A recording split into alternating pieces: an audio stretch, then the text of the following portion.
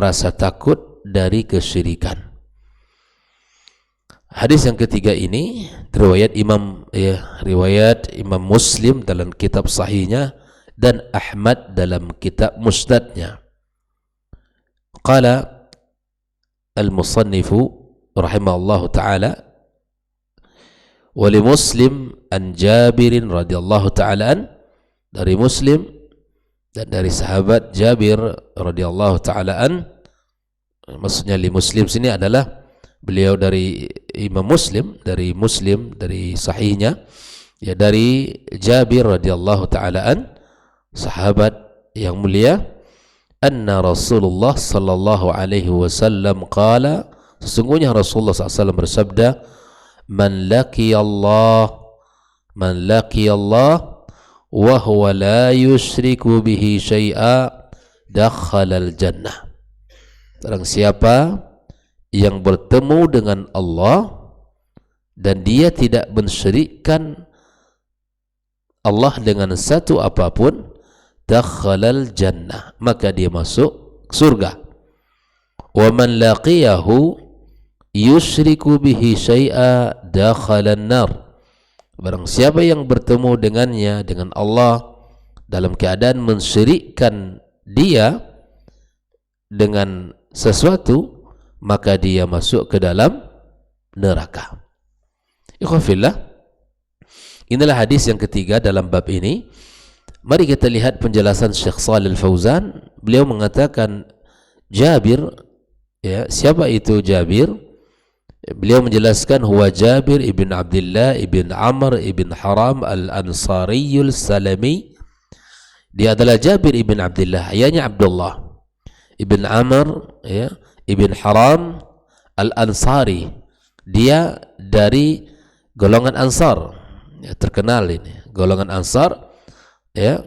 As-Sulami sahabiyun jalilun, sahabat yang mulia, sahabat yang mulia. Muqfir ibnu sahabiyyin, ya, mata bil Madinah ba'da as-sab'in. Dia meninggal di kota Madinah setelah 70 tahun. Ya, disebutkan di sini walahu arba' wa tis'una sana.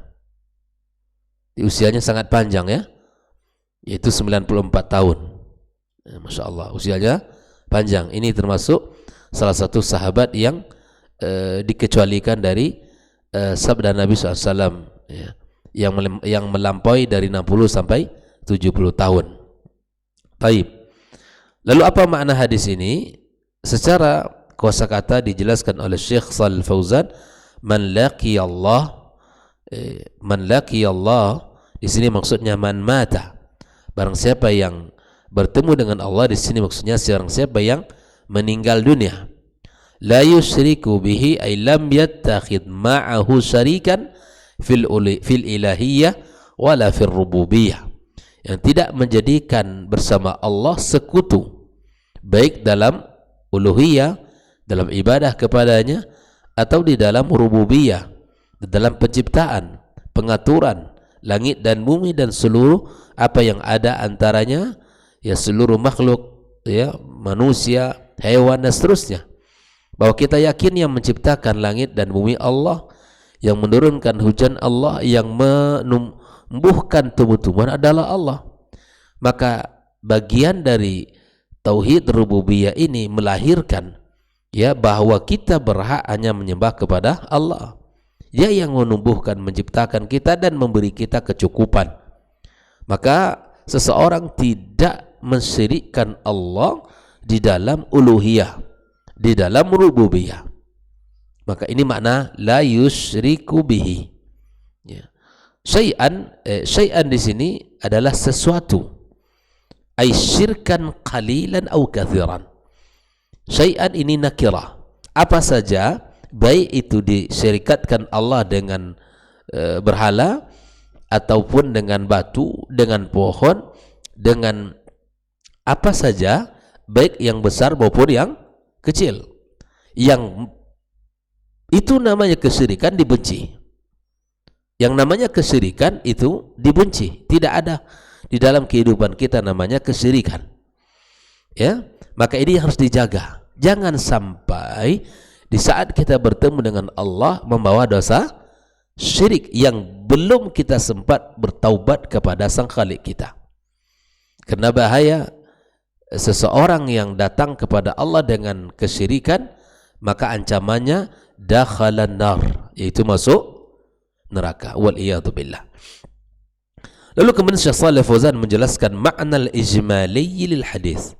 Makna global dari hadis ini, di mana anna rasula, sesungguhnya Rasulullah sallallahu alaihi wasallam yukhbiruna, memberitakan kepada kita, memberitahu kita, anna man mata ala tauhid, barang siapa yang meninggal di atas tauhid, fadkhuluhul jannah maqtu'un bih, maka masuknya dia ke surga itu tergantung dengannya.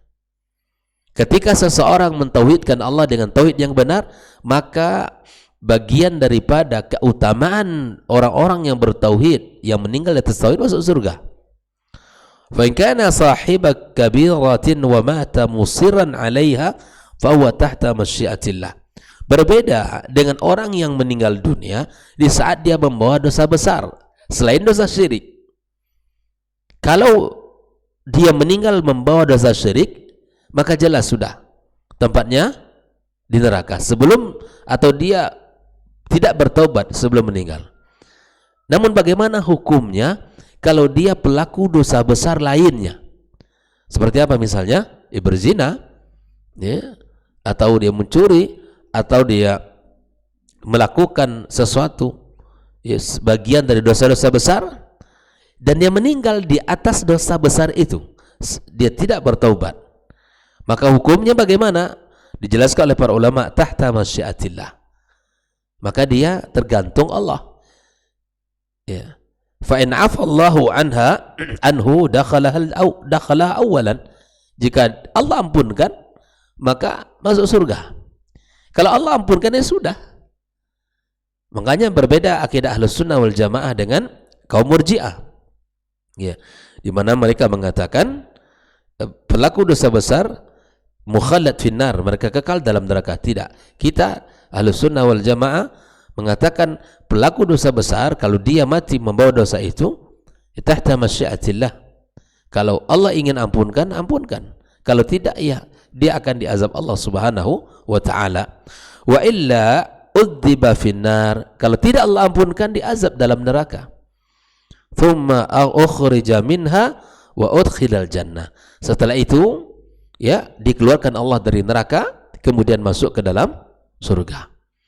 Ikhwah billah rahimakumullah. Ini adalah orang-orang yang meninggal dalam keadaan membawa dosa besar. Wa anna man mata ala syirkil akbari. Adapun orang-orang yang meninggal dalam kesyirikan besar, la yadkhulul jannata, tidak akan masuk surga. Wa la yanaluhu minallahi rahmah, dan tidak mendapatkan rahmat dari Allah. Wa yakhludu finnar, dan dia kekal di dalam neraka. Wal iyadu billah. Wa in kana syirkan asghara dakhala an-nar, kalau dia meninggal dalam membawa dosa syirik kecil, dia masuk neraka. Illam yakun ma'hu hasanatun rajihatun lakin la yukhalladu fiha. Kalau dia tidak membawa kebaikan sedikit pun, ya, kebaikan sedikit pun, maka yang sahih pelaku dosa syirik kecil tidak masuk, tidak kekal di dalam neraka. Pelaku dosa syirik besar kekal dalam neraka. Inilah makna daripada hadis ini. Secara umum dia menegaskan dua hal: yang bertemu dengan Allah di atas tauhid yang benar masuk surga, yang bertemu dengan Allah dengan kesyirikan masuk neraka. Tentukan pilihan kita masing-masing. Maka itulah kita selalu belajar tauhid, mengingatkan tentang kesyirikan, karena merupakan kezaliman yang paling besar. Ibadah apapun yang sudah dikerjakan di dunia ini, kalau dia syirik kepada Allah, tidak ada gunanya. Dan ini adalah yang harus senantiasa kita wanti-wanti dalam hidup ini. Kita waspadai. Taunya kita syirik kecil, syirik besar dari ilmu, belajar dari kitab tauhid. Kita pelajari ini, ya, bagaimana jalan yang betul, pemahaman yang benar, akidah yang kokoh, itu harus kita pelajari, menjadi prioritas dalam hidup, ya, menjadi prioritas dalam kehidupan kita, mempelajari tauhid dan mengamalkannya, menjaga benteng akidah kita, jangan sampai roboh, jangan sampai runtuh dengan kesyirikan-kesyirikan. Kita lagi yang pertahankan agama kita, jangan dikotori dengan najis kesyirikan. Ya, jangan sampai kita menjadi orang-orang yang mudah-mudah di dalam agama kita. Ikhwah fillah rahimakumullah.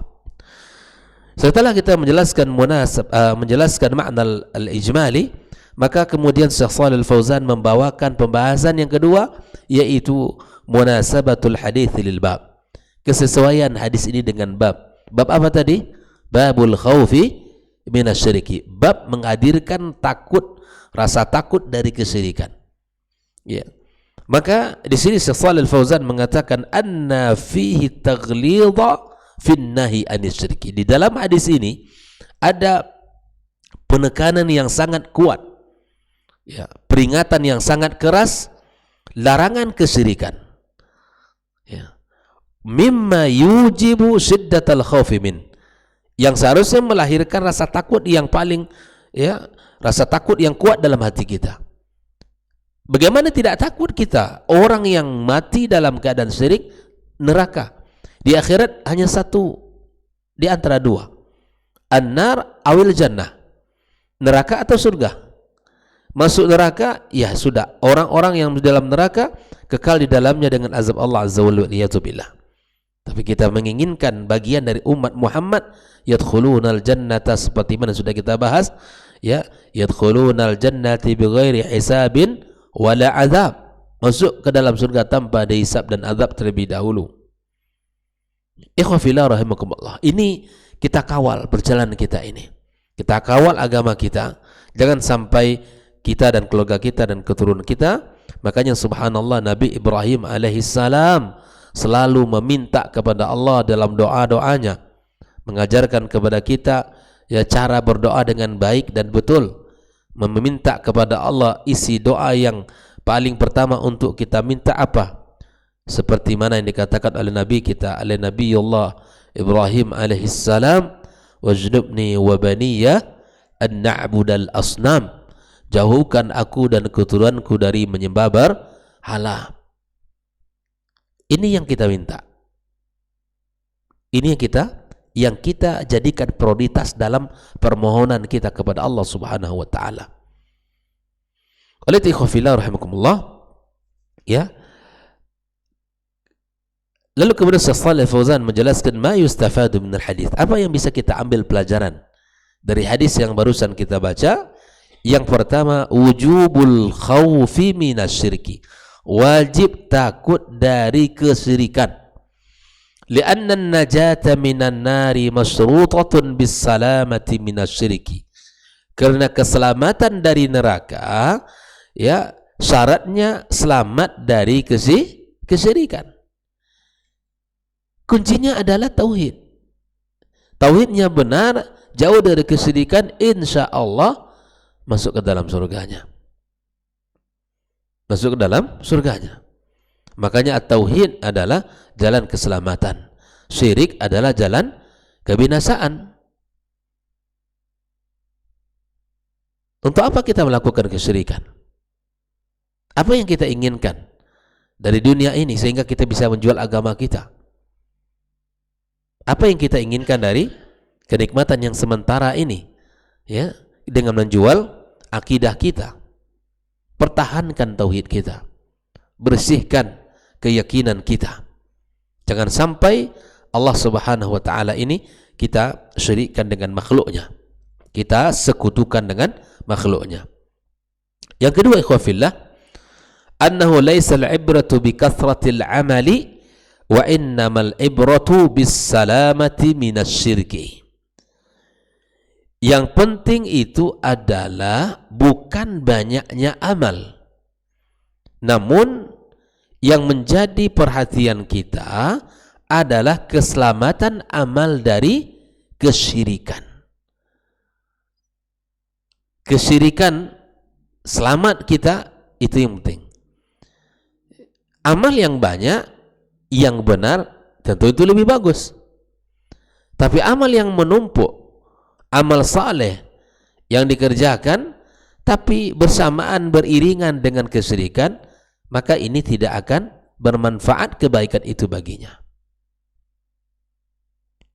Orang bisa saja ya melakukan banyak kebaikan, Allah berikan taufik, salatnya tak pernah tinggal, puasa Ramadannya dikerjakan, infak sedekahnya jalan, birrul walidain luar biasa, menuntut ilmu apalagi, ya, dikerjakan semuanya. Tapi kemudian apa yang terjadi? Setiap pagi dia melakukan kesyirikan, setiap sore dia melakukan kesyirikan.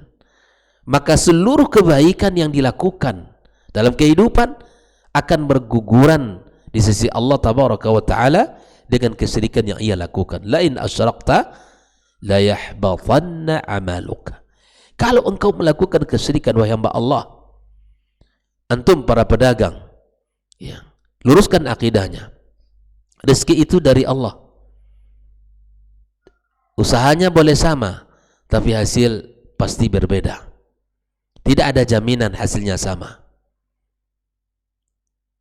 Lakukanlah ya perdagangan dengan cara yang jujur.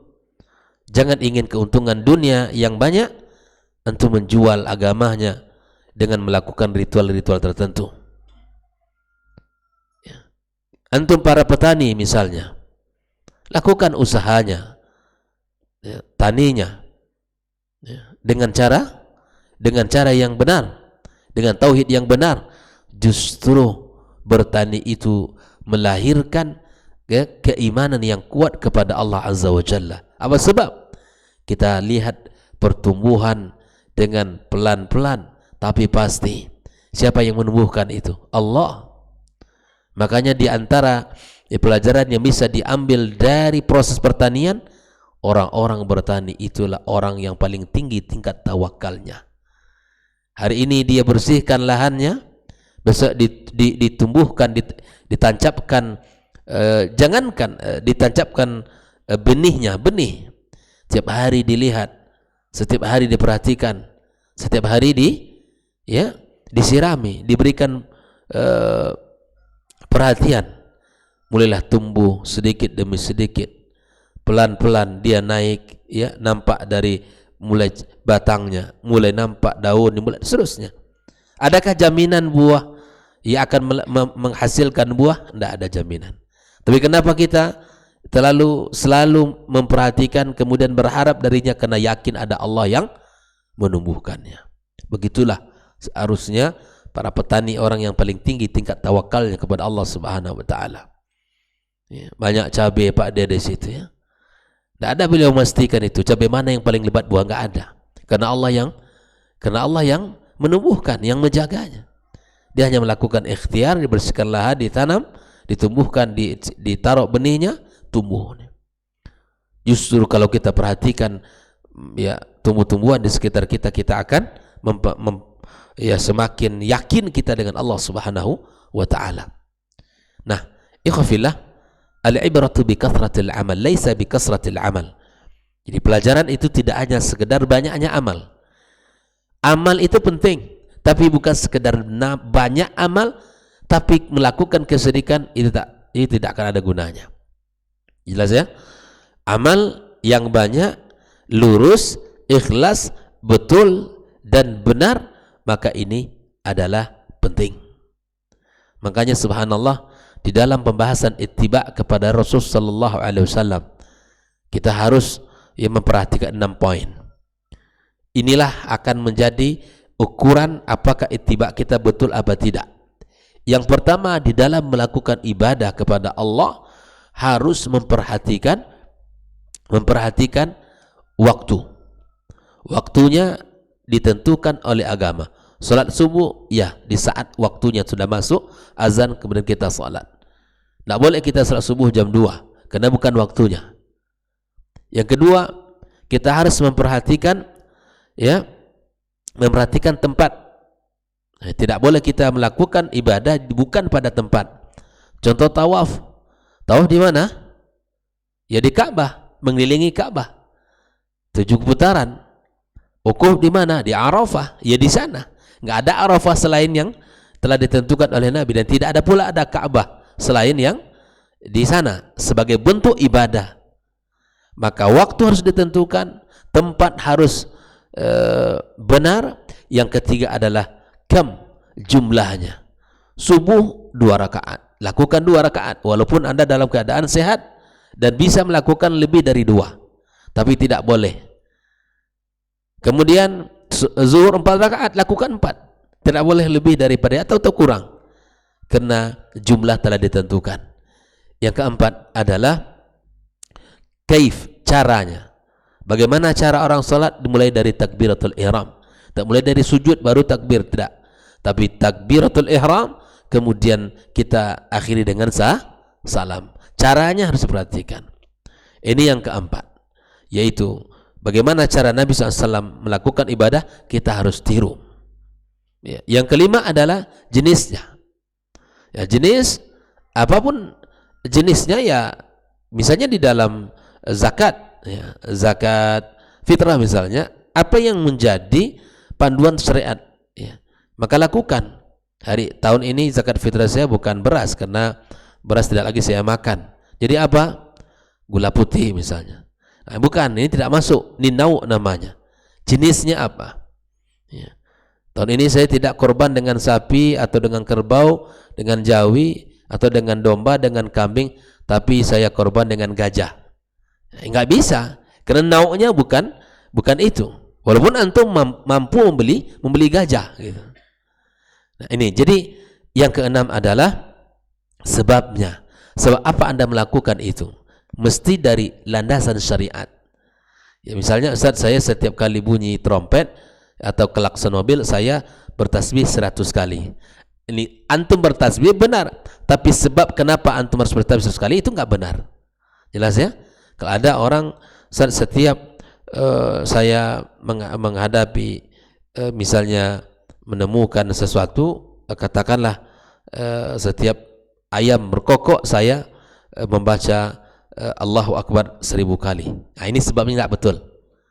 Jadi kalau kita ingin mengetahui sejauh mana ittiba kita kepada Rasulullah, ukur dari 6 ini. Yang pertama apa tadi? Waktu. Waktunya harus benar. Yang kedua, tempat. Yang ketiga, jumlah. Yang keempat, cara melakukan. Yang kelima, jenisnya harus sesuai dengan syariat. Yang keenam, sebab. Nah, ini kalau 6 ini ada pada ibadah kita, maka insya Allah masuk sudah dalam langkah ittiba kepada Rasul sallallahu alaihi wasallam. Maka amal bukan hanya banyaknya, tetapi kita harus ukur kebenarannya. Taib. Yang ketiga, ikhwah fillah, bayanu makna la ilaha illallah, penjelasan makna la ilaha illallah, wa annahu tarkus syirki wa ifradallahi bil ibadah. Kita menjelaskan makna la ilaha illallah, di mana meninggalkan kesyirikan dan mengesahkan Allah dalam ibadah kita.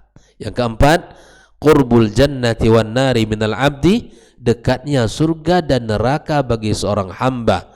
Wa annahu laisa bainahu wa bainahuma illa al-maut, tidak ada yang menghalangi kita dengan surga, ya, atau orang-orang kafirin, orang musyrikin, atau orang selain dari Islam, tidak ada jarak antara dia dengan neraka melainkan kematian. Yang kelima, fadilatu man salima minasyirki, keutamaan orang-orang yang selamat dari kesyirikan. Ya, kesyirikan. Kalau dia selamat, insya Allah dia akan dia akan menuai banyak kebaikan dan keselamatan di sisi Allah Subhanahu wa taala. Ya, keselamatan yang paling utama, selamat dari siksaan Allah dan masuk ke dalam surga Allah Subhanahu wa taala. Inilah 5 keutamaan atau 5 faedah yang diambil dari hadis yang sudah kita bacakan, di mana hadisnya, man laqi Allah wa huwa la yusyriku bihi syai'a dakhalal jannah wa man laqiyahu yusyriku bihi syai'a dakhalan nar. Mudah-mudahan kita termasuk orang yang diselamatkan dari kesyirikan dan dimasukkan ke dalam surga dan dijauhkan dari segala bentuk kesyirikan-kesyirikan dan dijauhkan dari bentuk siksaan dalam neraka. Semoga Allah jaga kita, jaga keluarga kita, dan jaga seluruh orang-orang yang kita cintai. Allah pertemukan kita di sini di dunia, dan Allah pertemukan pula kita di akhirat kelak dalam surganya. Semoga ada manfaatnya. Wassallallahu ala nabiyyina Muhammadin wa ala alihi wa ashabihi ajma'in.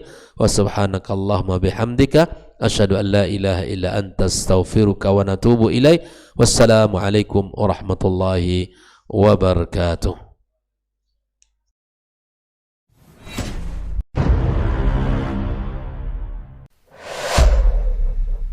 Dunia dan seisinya ini bagi Allah tak sama nilainya dengan sebelah sayap lalat. Barang siapa yang beramal untuk akhiratnya, Allah akan cukupkan baginya urusan dunia. Sayati zamanun 'alan nasi as-sabiru fihim qalqabit al-jamarah. Akan ada satu masa di akhir zaman yang berpegang teguh dengan agamanya seperti orang yang sedang memegang bara